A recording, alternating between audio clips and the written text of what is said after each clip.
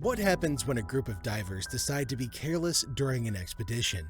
Let me tell you, it's not a wise decision at all, because in this case, when these divers decided to ignore safety measures, only half of them returned to the surface alive. The worst possible thing you can do in a life-threatening adventure is ignore the things that can save your life.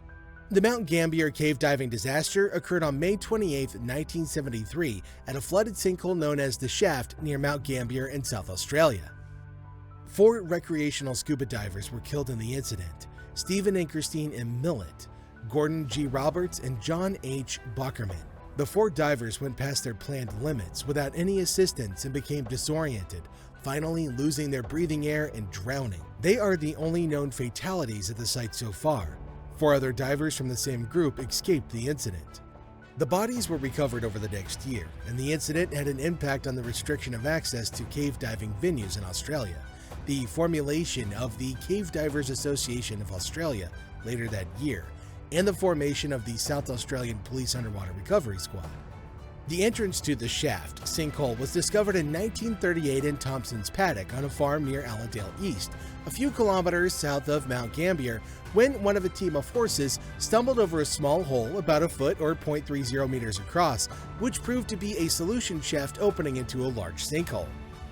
The hole was eventually widened to 3.3 feet, or roughly 1 meter, in diameter to allow further exploration. In the mid-1960s, a local diver climbed down the rain-enhanced 2.6-foot wide, or 0.8-meter entrance into the cave's 56-foot wide, 17-meter lake chamber and made the first descent to a depth of approximately 69 feet, or 21 meters. The cave is one of several deep solution features in porous limestone found in this area of southern Australia. The main chamber measures approximately 460 feet or 140 meters in length and 260 feet or 80 meters in width. The water level is around 23 feet or 7 meters below ground level, and the hole has widened significantly at this point in time. A rock pile right beneath the surface opening rises to a depth of approximately 118 feet or 36 meters. A tunnel to the northwest runs to a depth of roughly 260 feet or 80 meters, while another to the east reaches a maximum depth of 407 feet or 124 meters. Divers and equipment are lowered into the chamber separately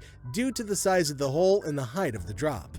On a sunny day, the name is said to be derived from the dazzling shaft of sunshine that passes through the entrance to the depths. The first reasonably detailed map of the cavern was created in 1984, following mapping and photographic dives that revealed the chamber to be roughly oval in shape. Another exploration was conducted in June 1992, but the deepest areas were surveyed and mapped in 2002 and 2003. The eastern tunnel is restricted at roughly 187 feet or 57 meters and continues downward to 407 feet or 124 meters before turning horizontal, with further access prohibited by a rock pile. The total lengths of the northwest and southwest tunnels are unknown, despite knowing their maximum depths, and they may reach as far as the southern coastline as part of the complex freshwater drainage system flowing through the area's mountains.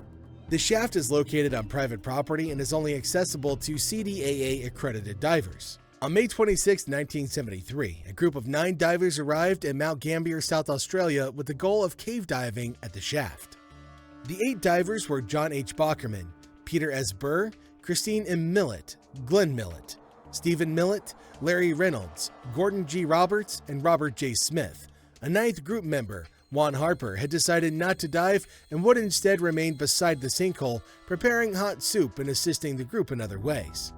On May 26, 1973, the 9 divers arrived at Mount Gambier. The day before the accident, the group signed the guest book at B.V. Ashby's farmhouse and completed a successful dive at the sinkhole, extending a short line approximately 150 feet or 46 meters into the water and reaching the primary point of interest known as the rock pile, a central pile of limestone rubble about 40 meters directly below the sinkhole entrance. They surfaced after briefly exploring the rock pile's boundaries. With their shot line now in place, the crew intended to return the next morning and finish exploring the cavern. After replenishing their 72 cubic feet cylinders at Mount Gambier, the crew arrived at the sinkhole on the morning of May 28th and rapidly descended to the rock pile. According to the divers' reports, they had no intention of exploring beyond the edge, a narrow and downward sloping prolongation on the cave on one side of the main chamber, far from the natural light shaft given by the sinkhole opening. The surrounding cavern was dark, unexplored, covered in loose silt and limestone rubble, and continued downward to depths where the effects of nitrogen narcosis became extreme if the breathing gas was not diluted with helium. Even at the depths of the rock pile perimeter, the consequences of narcosis could have been substantial, potentially impairing the diver's judgment. While the initial descent was smooth, the 8 divers ignored several well-known safety procedures early in the dive. The shot line did not run all the way to the cavern floor. There was no extra oxygen tanks, and the divers were not prepared with sufficient air management procedures. The divers had not been assigned specific diving partners, and they did not use any type of safety guidelines. Glenn Millott later indicated that they did not use safety lines because 8 different lines in such a cramped location would have created a risky situation for the divers. Robert Smith, who had dived at the sinkhole 8 times before and devised most of the dive plan, had not expected the other members of the group to go as far into the cave as they did.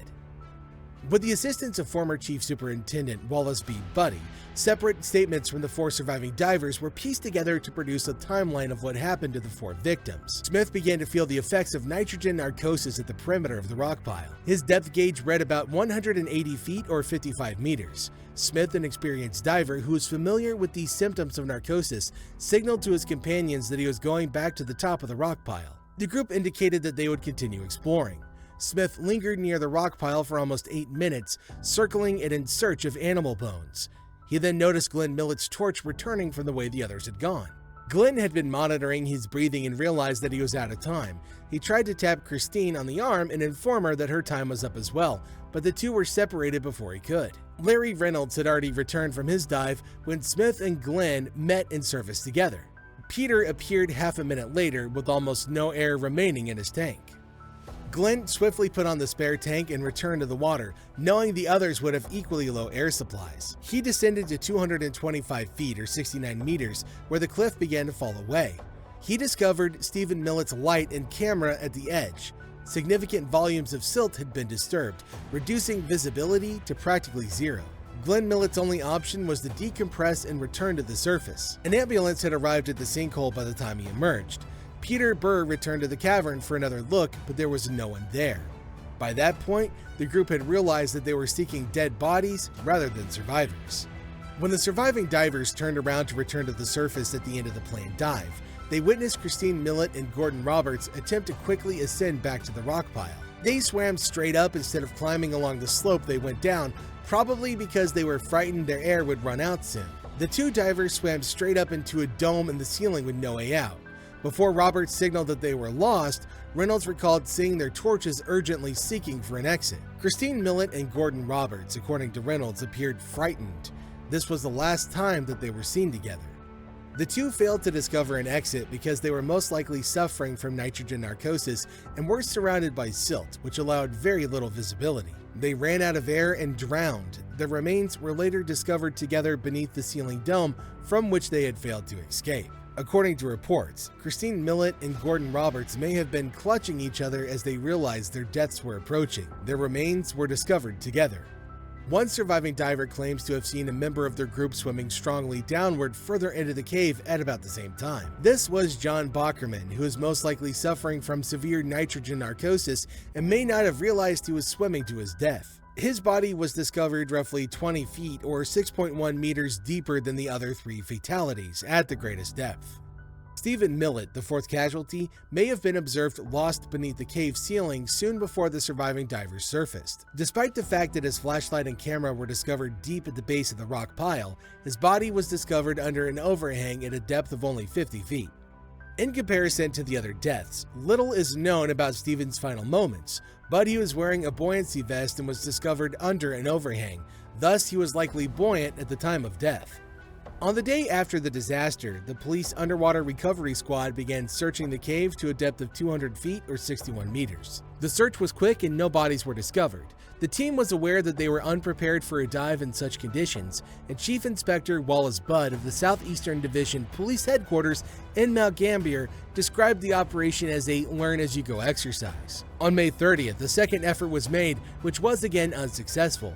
The police search was eventually postponed as the crew sought naval expertise on the dive, which was estimated to take several months of training.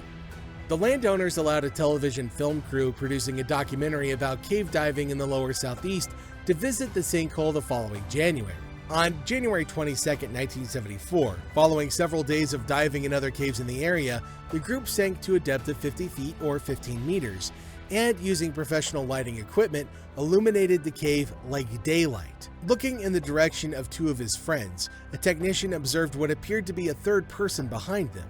A closer look revealed that it was a body in a wetsuit. The team instantly shut off the light and emerged to report the results. The body, according to the team, was not filmed.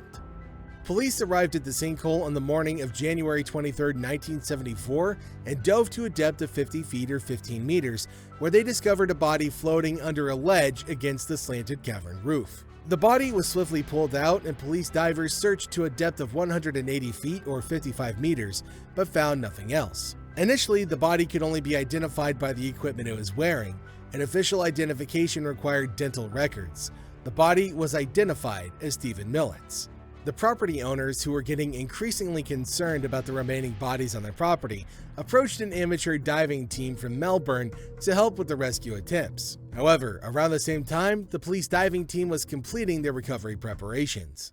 R.G. Traynor and a crew of divers entered the shaft on March 9, 1974, with significantly better diving equipment. Traynor noticed the body lying on its back at a depth of 185 feet or 56 meters. Further investigation revealed the second body was just beneath it. Christine Millott and Gordon Roberts' remains were discovered. Traynor also discovered John Bockerman's body beneath a rock ledge 20 feet or 6.1 meters deeper. He tried to reposition the body into a more easily recoverable position, but gave up since he didn't have enough air. The divers attempted to return the next day to rescue the dead bodies, but were unsuccessful, and the effort was called off once the water became too murky. Several additional dives were performed, but the bodies could not be found. On March 11, 1974, the remains of Christine Millott and Gordon Roberts were discovered at a depth of 195 feet or 59 meters during the third day of diving. The following morning, divers attempted to recover Bockerman's body from a depth of 215 feet or 66 meters, but the recovery was called off due to the development of nitrogen narcosis. The divers were sent home for a month to rest from their lengthy efforts and to prepare for the final body rescue, which was the most difficult due to its extraordinary depth and position. Several additional dives were performed, but the bodies could not be found. On March 11, 1974, the remains of Christine Millott and Gordon Roberts were discovered at a depth of 195 feet or 59 meters during the third day of diving. The following morning, divers attempted to recover Bockerman's body from a depth of 215 feet or 66 meters, but the recovery was called off due to the development of nitrogen narcosis.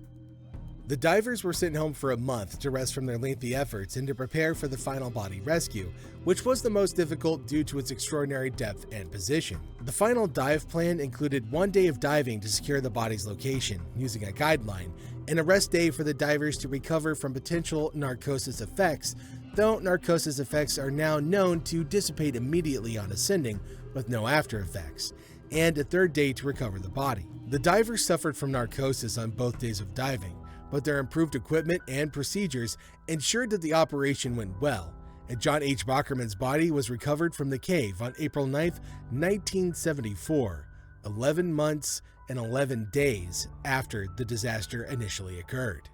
4 divers died due to lack of air and terminal drowning, according to Stephen Millott's autopsy. 3 possible modes of fatal injury were considered: air embolism, breathing gas contamination, or drowning, supported by diatom residue and lung tissue. Embolism was unlikely from survivors' accounts. The coroner concluded that the divers overstayed their bottom time, ran out of air, and died of hypoxia, the usual consequence of fatal drowning. All the divers claimed to be experienced, but none were experienced sinkhole divers or cave divers. No safety precautions were taken, including a fail-safe return to the surface system, staged emergency decompression cylinders, or any recognized safety system at the time. No one clearly had responsibility for planning the dive and safety of the group. The coroner concluded that the 4 divers overstayed their bottom time, ran out of air, and died of hypoxia, the usual consequences of breathing in too much water. The incident involved divers using typical equipment and cylinders that were of good quality and in good condition. The cylinders had been brought to the site air-filled in Sydney, but some had been refilled at Mount Gambier after the first dive. Analysis of the cylinder contents found that the air was not contaminated by carbon monoxide, though 2 of the cylinders recovered from the deceased had partly flooded after being emptied by their users and sinking back to the bottom, indicating that the air had been completely used up and had corroded during the months of immersion. Air in the cylinders used by the survivors was found to be within relevant recommendations for breathing air for diving.